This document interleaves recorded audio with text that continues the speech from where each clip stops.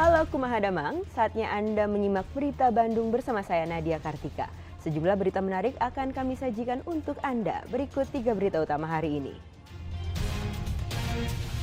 5 unit bus PO Sahabat terbakar di pul perusahaan otobus di Kabupaten Cirebon. Seorang balita di Kabupaten Tasikmalaya tersayat benang layangan. Bayi malang itu harus menerima puluhan luka jahit. Tidak punya sumber air yang baik, warga Ciganjeng, Kabupaten Pangandaran terpaksa menggunakan air sumur dan sungai yang kuning dan keruh.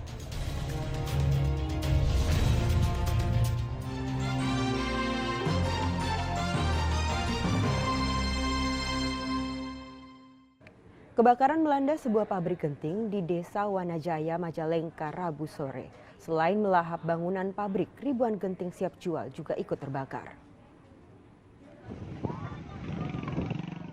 Sebuah pabrik genting di Desa Wanajaya, Kecamatan Kasokandel, Majalengka, terbakar pada Rabu sore. Api dengan cepat membesar menghanguskan bangunan pabrik. Kebakaran diduga dipicu api tungku pembakaran genting. Tiupan angin kencang membuat api dari tungku pembakaran genting menjalar ke tumpukan kayu bakar dan menyebabkan kebakaran.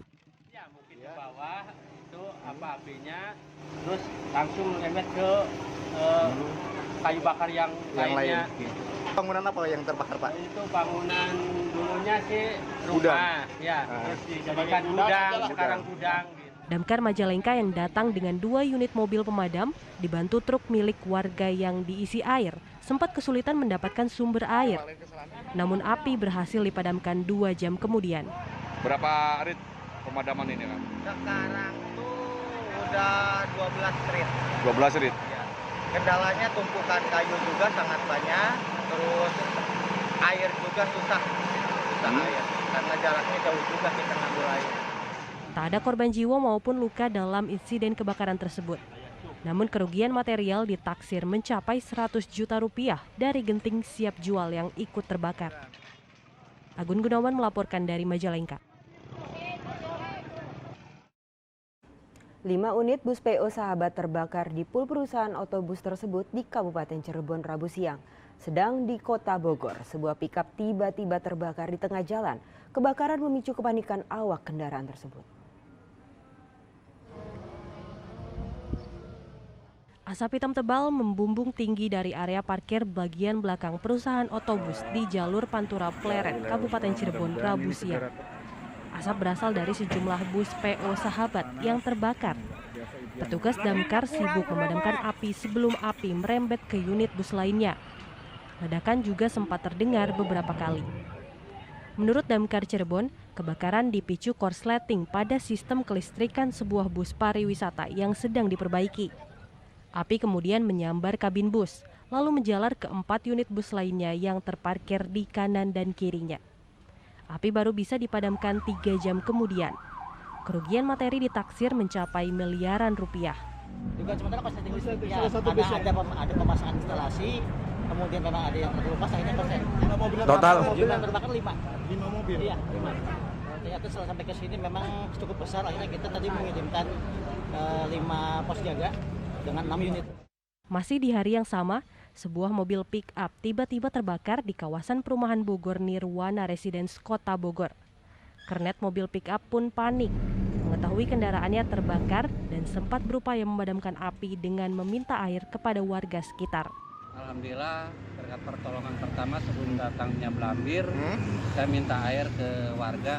Alhamdulillah, kalau enggak ya udah habis sebelum datangnya Blambir.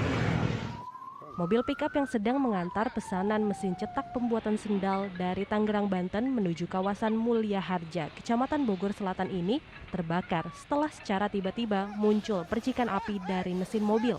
Ada kendala kesulitan dalam proses pemadaman, Pak? Alhamdulillah tidak ada. Jadi api itu munculnya dari mana itu awalnya, Pak? Dari kap mesin. Jadi dugaan sementaranya untuk penyebabnya, identifikasinya apa, Pak? Korsleting. Kebakaran pun berhasil dipadamkan 15 menit kemudian setelah petugas damkar mengerahkan 2 armada ke lokasi. Tidak ada korban luka akibat kebakaran, namun kerugian materi ditaksir mencapai puluhan juta rupiah. Maruli Habibi dan Iwan Kurniawan melaporkan dari Kabupaten Cirebon dan Kota Bogor. Seorang balita di Kabupaten Tasikmalaya tersayat benang layangan saat berada di sepeda motor bersama ibunya. Korban mengalami luka sobek di bagian wajah, hidung, serta leher hingga harus dijahit.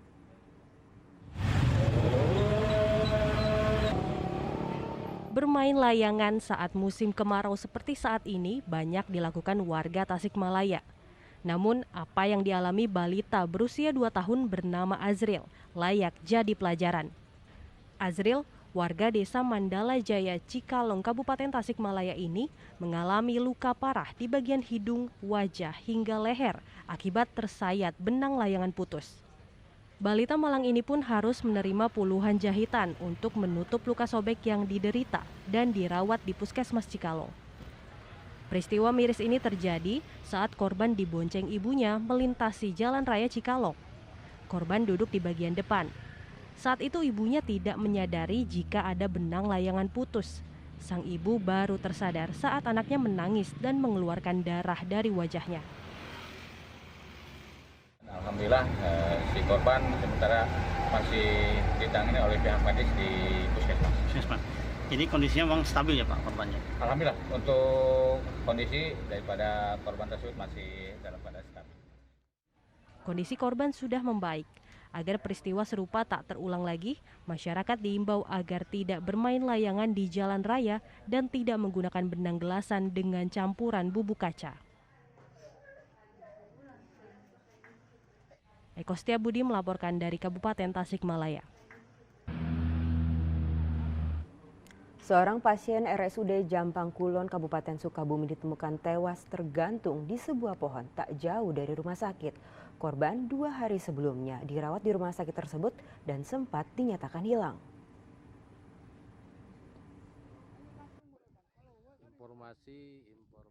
Nasib tragis dialami seorang pria berusia 50 tahun, pasien Rumah Sakit Umum Daerah Jampang Kulon, Kabupaten Sukabumi. Korban yang masuk rumah sakit untuk dirawat di hari Minggu ditemukan tewas tergantung pada sebuah pohon di lahan kosong yang berjarak 400 meter di belakang rumah sakit Selasa sore. Sebelumnya, korban dinyatakan hilang hari Senin saat istrinya memanggil perawat untuk mengganti infus. Keluarga bersama pihak rumah sakit sempat mencari korban ke beberapa tempat, namun tak menemukannya. Polisi telah memeriksa beberapa saksi dan meminta visum korban. Mau dipasang kembali infusannya, ternyata si korban ini sudah tidak ada di tempat. Warga yang ingin mencuci pakaian ke sungai Ruas Sedap Desa Padajaya ini, tepatnya di belakang RSUD Jampang Kulon, melihat ada orang yang tergantung. Setelah diidentifikasi, ternyata yang tergantung ini adalah pasien yang kabur dari rumah sakit. Namun pihak keluarga menolak autopsi terhadap jasad korban. Mereka ikhlas menerima peristiwa itu sebagai takdir. Dan jasad korban telah dimakamkan oleh keluarga. Asep Didi melaporkan dari Kabupaten Sukabumi. Pencari rumput laut yang tenggelam di Caringin, Garut ditemukan nelayan dalam kondisi meninggal dunia. Sedang seorang santri yang hilang di Pelabuhan Ratu, Kabupaten Sukabumi juga berhasil ditemukan tim SAR gabungan di pesisir Karanghau.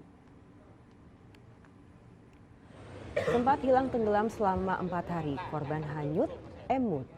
Warga Caringin, Garut akhirnya ditemukan dalam kondisi meninggal dunia. Jasad korban ditemukan oleh nelayan di sela-sela antara batu karang di pinggir pantai. Korban sebelumnya dinyatakan hilang terbawa ombak besar saat bersama 3 rekannya mencari rumput laut. Sedang 3 temannya selamat. Tim SAR gabungan Rabu siang menemukan jasad Haidar, seorang santri berusia 15 tahun yang tenggelam sehari sebelumnya saat berenang di area pantai Sunset, Kecamatan Cisolok, Kabupaten Sukabumi bersama rombongan pesantrennya. Tubuh korban ditemukan tersangkut jaring nelayan di perairan Karanghau, Pelabuhan Ratu 1 mil laut dari tempat korban dinyatakan hilang. Korban pun langsung dievakuasi ke rumah sakit.